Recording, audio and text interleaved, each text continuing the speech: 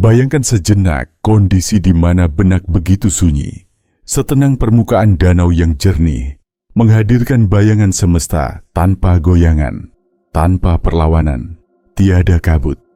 Suasana di mana kebenaran tak dicari di halaman-halaman kitab suci, bukan dalam cerita turun-temurun, melainkan terasa nyata dalam keberadaan murni yang kita alami detik ini. Itulah Zen, sebuah jalan yang tak bisa didefinisikan, hanya dapat dilewati sendiri. Berabad-abad lamanya, Zen Buddhisme tetap menjadi teka-teki, pintu yang samar tapi dalam menuju pencerahan, paradoks yang membingungkan dan sederhana sekaligus. Bersama hari ini, kita akan menyingkap asal-muasal dan kebijaksanaan Zen, dan bagaimana ia membentuk kehalusan pemikiran Timur. Pertentangan antara berusaha dan melepaskan. Mengapa penaklukan terdalam justru muncul dari kelegaan tak berusaha? Rutinitas sehari-hari yang menumbuhkan kesadaran jernih dan kehadiran utuh. Zen adalah perjalanan yang memadukan kedisiplinan dan spontanitas, kearifan dan kesederhanaan, siaga dan kebebasan. Pada akhirnya, boleh jadi engkau dapati bahwa rute paling mudah justru mengandung daya paling besar. Temani aku, karena setelah mengenal Zen, cara melihat dunia pasti akan berubah selamanya. Asal-usul Zen, menggapai pencerahan tanpa perantara. Perjalanan Zen Buddhisme mengakar dari satu momen pencerahan, ketika Siddhartha Gautama, Sang Buddha, benar-benar memahami inti wujud di abad ke-5 sebelum Masehi. Pengaruh ajarannya menjalar dari tanah India ke segala penjuru, hingga tiba di Tiongkok pada abad ke-6, dan di sanalah Zen menjelma unik, melintasi rute sutra, gagasan Buddhisme bertemu Taoisme, tercipta praktik baru yang menyukai kesederhanaan, menghargai pengalaman langsung dibandingkan ajaran-ajaran rumit. Perpaduannya menelurkan Chan Buddhisme, yang di Jepang disebut Zen. Dan di tengah perubahan itu, hadir satu tokoh yang mengukir jejak tak terhapuskan bagi sejarah Buddhisme. Bodhidharma, akar Zen. Dikisahkan, Bodhidharma, biksu India, pewaris ke-28 ajaran Buddha, melintasi punggungan Himalaya, bukan menenteng gulungan suci, tetapi menyandang wacana revolusioner. Pencerahan tidak bisa dicapai dari buku atau upacara. Ia hanya dapat dihayati. Kunci pembukanya, meditasi.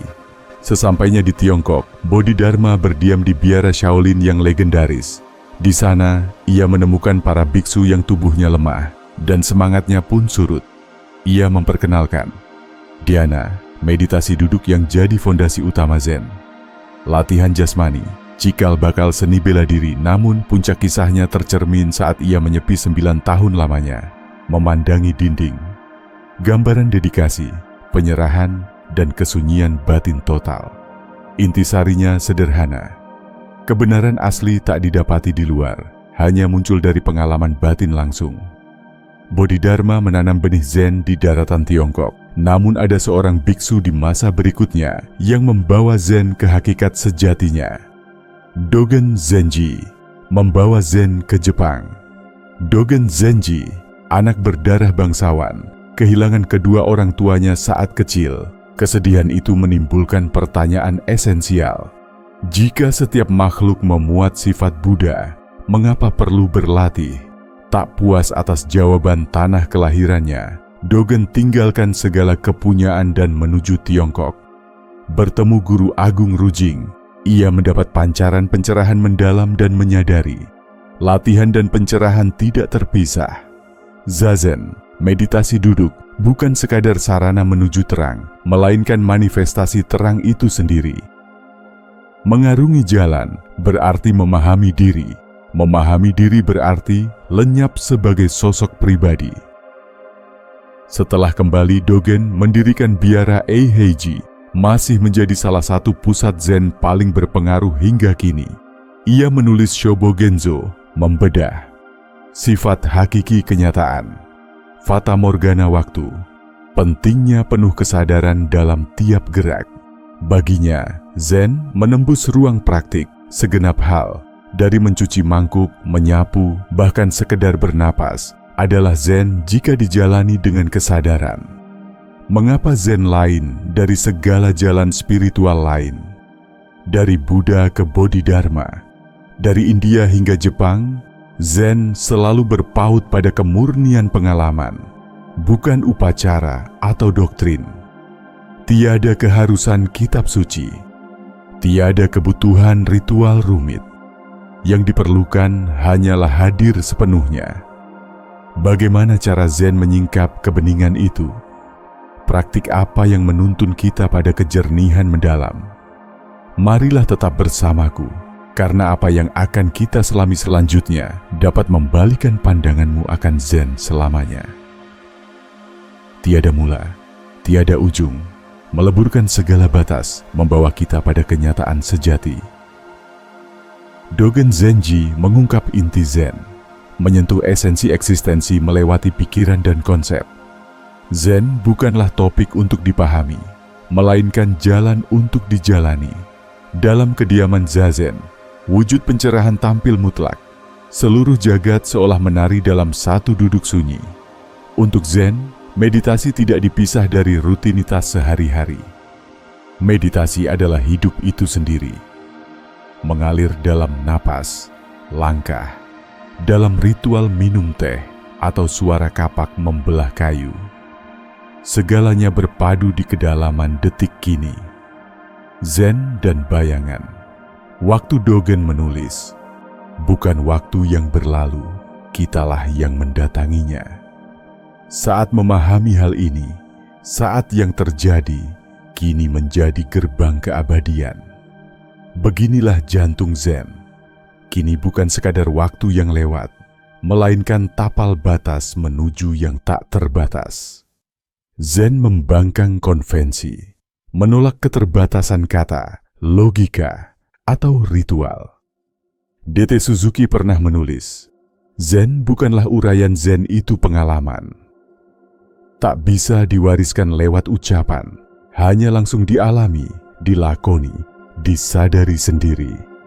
Karena itu, Zen berbeda dari semua jalan lain, langsung menunjuk batin, menegaskan bahwa kebenaran mesti dijumpai dalam keheningan pribadi. Kehadiran total dalam filosofi Zen mengakar pada kehadiran utuh. Lalu tak pernah ada, esok belum dilahirkan. Hanya momen ini yang nyata. Ini kembali mengingatkan pada petuah Thich Nhat Hanh. Melangkahlah seolah kakimu menyentuh bumi dengan kasih paling lembut. Kecil ataupun monumental, setiap tindakan bisa menjadi kebangkitan rohani jika dilakukan dengan penuh kesadaran. Menyeruput teh, membersihkan lantai, duduk diam, semua adalah Zen. Rutinitas paling sederhana menjadi suci bila dihayati segenap jiwa. Zen dan penghancuran ilusi alih-alih menerangkan realita. Zen meluluh lantakkan kebohongan persepsi. Para guru mempergunakan koan, pertanyaan membingungkan dan mengusik akal untuk memaksa murid melewati nalar. Salah satunya berbunyi, tanpa menggerakkan lidah, ucapkan sesuatu tentang Zen. Koan menggiring pikiran ke sudut buntu, tempat hanya keheningan, kesadaran, dan pengalaman sesungguhnya yang tersisa. Inilah pusat Zen, bahwa kebenaran tak bisa dilafalkan, hanya bisa dijalani. Zen dalam hidup sehari-hari, seni, upacara, dan keseharian Zen hidup bukan hanya di ruang meditasi, melainkan dalam seni, tradisi, dan keseharian Jepang.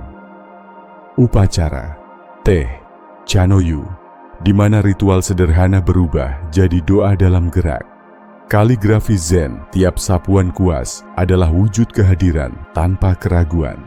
Taman Zen, di mana pasir, batu, dan tumbuhan membentuk lanskap kontemplasi dan damai. Hidup secara Zen ialah menyadari pencerahan bukan tujuan semata, melainkan cara kita menghembus dan menarik napas, melangkahkan kaki. Maka itu, ajaran Zen berbunyi, sebelum tercerahkan, belah kayu dan bawa air. Sesudah tercerahkan, belah kayu dan bawa air. Rutinitas tidak berubah, tetapi kesadaran kita terhadapnya yang berubah segalanya. Zen dan misteri waktu, abadi dalam saat ini. Waktu tak bermula atau berakhir. Berjalan di jalan berarti hadir utuh saat kini, karena disinilah terletak kekekalan. Dogen sekali lagi menyingkap esensi Zen. Telah lalu telah pergi, yang akan datang belum nyata. Momen ini segalanya pada ajarannya. Dogen menegaskan, kini dan di sini bukan sesuatu yang datang lalu berlalu, namun penjelmaan utuh dari jalan itu sendiri. Praktik sejati tidak ditemukan di tempat atau masa lain, melainkan di detik yang sedang berlangsung. Tetapi apa artinya benar-benar hidup di saat kini? Bagaimana Zen melepaskan kita dari jebakan waktu khayal? Zazen, gerbang menuju kesadaran penuh. Dalam Zen, di sini dan saat ini bukan hanya pemikiran tapi cara hidup. Praktik terdekat untuk mengalami kehadiran mutlak. Zazen, meditasi duduk. Selama duduk, pikiran tidak dibiarkan larut dalam kenangan atau harapan. Fokus hanya pada tarikan napas, tubuh yang terasa, dan kehendak untuk hadir.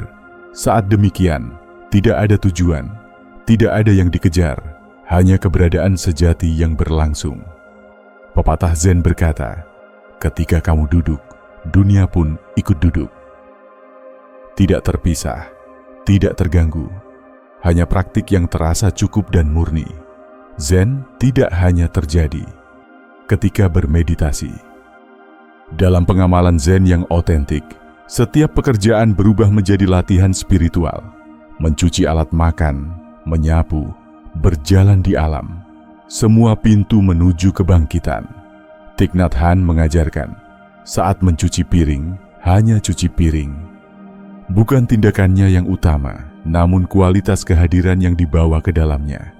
Menyeruput teh, mendengar hujan jatuh, melangkah di senja, all Zen jika dijalani dengan totalitas hadir. Saat terserap sepenuhnya, segalanya terasa suci. Zen, jalan menuju pembebasan dari derita. Zen adalah tuntunan keluar dari rasa sakit karena menambatkan diri pada masa lalu atau cemas akan esok. Pikiran membangun derita lewat keterikatan. Kecemasan muncul karena ingin memegang hal yang belum digariskan. Hanya dengan membiarkan diri larut ke dalam kini, kita menemukan kebebasan sejati. Zen memanggil kita melepas harapan, menyingkap kebeningan yang hanya dapat terbit jika diam di tengah momen kini. Guru Zen mengingatkan, detik ini satu-satunya yang kita punya. Saat tersadar, kita mendapati ketenangan. Zen bukan perjalanan yang harus dicari, melainkan jalan yang selalu ada. Zen tidak meminta kita mencari sesuatu yang samar atau menunggu waktu terbaik. Jalan selalu hadir, tepat di hadapan. Koan kuno berkata, saat kamu berjalan, cukup berjalan. Saat kamu makan, sekadar makan. Di dalam kepolosan ini terletak kedalaman Zen. Hidup sepenuhnya pada setiap nafas, langkah, perbuatan adalah puncak penemuan jalan. Zazen, jantung ajaran Zen. Zazen adalah fondasi Zen Buddhisme. Latihan duduk yang menuntun ke pengalaman asli akan realita. Melampaui lintang pukang pikiran, menembus gangguan, menelanjangi ilusi. Kata Zazen berarti duduk bermeditasi, namun sejatinya lebih dalam dari postur. Ia adalah kehadiran murni, saat pikiran melepas riak-riaknya dan memasuki ruang jernih dan sederhana. Bersama Zazen, praktisi melampaui dualisme, jeda sejenak dari identitas, membaur dalam keberadaan itu sendiri. Zazen, gerbang ke Satori. Tujuan Zazen adalah hadirnya Satori, wawasan mendalam akan hakikat batin dan realita. Dogen Zenji mengucap, duduk dalam Zazen adalah Buddhisme itu sendiri, dan Buddhisme adalah kehidupan. Dalam kata lain, duduk itu sendiri tak terpisah dari pencerahan, melainkan pencerahan yang terasa lewat duduk. Tidak seperti cara meditasi lain yang mencita-citakan kendali pikiran atau trans. Zazen adalah penerimaan tanpa syarat terhadap detik ini. Tak ada yang harus dikoreksi, tak ada yang perlu diperbaiki. Namun di balik kesederhanaan, ia bisa sangat menantang. Banyak pemula berjibaku dengan pikirannya, mendamba sunyi total. Akan tetapi, Zen menuntun, meditasi bukan mengusir pikiran, melainkan mengamati tanpa melekat. Pikiran tetap muncul, berubah-ubah seperti awan di langit, tapi praktisi hanyut dalam kesadaran. Huang Po, guru Zen ternama, mengingatkan, jika kamu merasa harus mencapai sesuatu, berhenti, lepaslah. Tak ada tujuan, hanya hadir sepenuhnya di sini. Bagaimana memulai Zazen? 1. Temukan sudut yang tenang, tiada gangguan. 2. Pilih bantal meditasi atau bangku rendah agar duduk stabil. 3. Duduk tegak, punggung lurus, kepala tetap lembut. 4. Atur tangan dalam kosmik mudra, ibu jari bersentuhan membentuk lingkaran. 5. Mata terbuka setengah, arahkan ke bawah untuk mengurangi distraksi. 6. Fokus pada arus napas, biarkan alami dan perlahan. Pusat dari Zazen adalah Shikantaza. Cukup duduk. Bukan berusaha mengendalikan, tanpa target. Hanya hadir utuh, awali dengan waktu pendek, 10-20 menit, lalu panjangkan bertahap. Namun bukan lamanya yang penting, melainkan membawa hadir itu ke segenap momen hidup. Zen, kesadaran dalam setiap tarikan dan langkah intensi Zen bukan mengumpulkan jam bermeditasi, melainkan menyalakan kesadaran tak putus, membelah kayu, menimba air, berjalan diam-diam menyerap bumi. Semua itu Zen.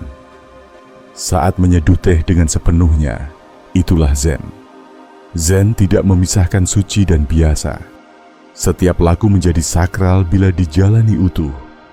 Shunryu Suzuki menulis dalam Zen Mind, Beginner's Mind, saat Zazen cukup berada saja, tanpa belenggu keinginan mencapai apapun. Pikiran pemula, lapang tanpa beban, adalah kunci, bukan sekadar untuk meditasi, tapi demi seluruh kehidupan. Zen dan kebebasan tanpa batas. Zen menyeratkan bahwa pencerahan bukan sesuatu yang didorong keluar dari diri, melainkan sudah ada, menunggu dikenali. Melalui latihan yang tekun dan kehadiran paripurna, Zen menyingkapkan kebebasan tak jauh-jauh. Kebebasan hadir persis di sini dan kini. Inilah hakikat ajaran Dogen. Tiada tempat yang harus dicapai, tiada raihan, tiada milik. Zen adalah langkah, tarikan napas, detik apapun yang dihayati sepenuh hati. Terima kasih telah menyimak perjalanan batin ini.